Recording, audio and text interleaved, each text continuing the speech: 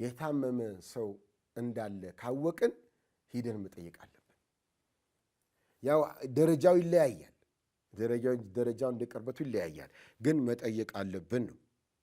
የታመመን መጠየቅ ብዙ አጅር ያስገኛል። አለመጠየቅ ደግሞ ያስወቅሳል።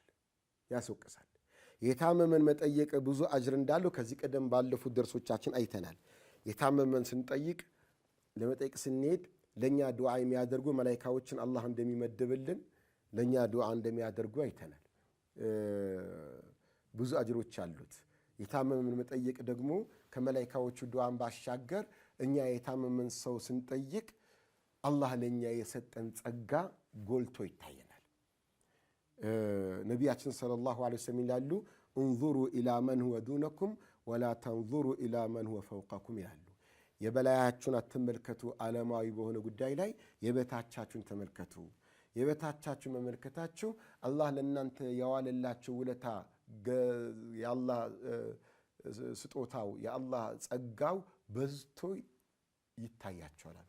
የበላያችሁ መመልከታችሁ ግን አላህ ለእናንተ የሰጣችሁ ጸጋ ዝቅ አድርጋችሁ እንድታዩ ያደርጋችኋል። ስለዚህ የበታችን ተመልከት። ያ ማለት አንተ ጤነኛ ነህ፣ እሱ ታሞ ተኝቷል፣ እሷ ታማ ተኝታለች። ስለዚህ ከእሷ ትሻላለህ ማለት ነው። ይህ የጤንነትን ጸጋ ጎላ ብሎ ይታይካል። አላህን ታመሰግናለህ፣ አላህ በጣም ታመሰግናለህ። ለታመመውም ሰው ተስፋ ትሆናለህ። እኔም ተሽሎኝ እኮ እንደናንተው እንቀሳቀሳለሁ እንደናንተው የሚል ተስፋ ይጭራል። የታመመ ሰው ላይ ሲጠየቅ ተስፋ ውስጥ ተስፋ ይኖረዋል። ማንም ይጠይቀው ከሌለ በበሽታው ብቻ ውሉ የሚያድርኩ ግን ሌላ በሽታ ሆነበታል፣ ይብስበታል በሽታው።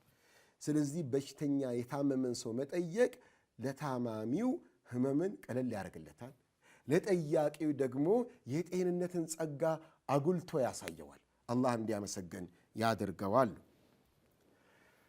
አላህን ማመስገን ብቻ አይደለም፣ በጤንነቱም እንዲሰራ ጤንነቱን ወደ ዒባዳ ወደ መልካም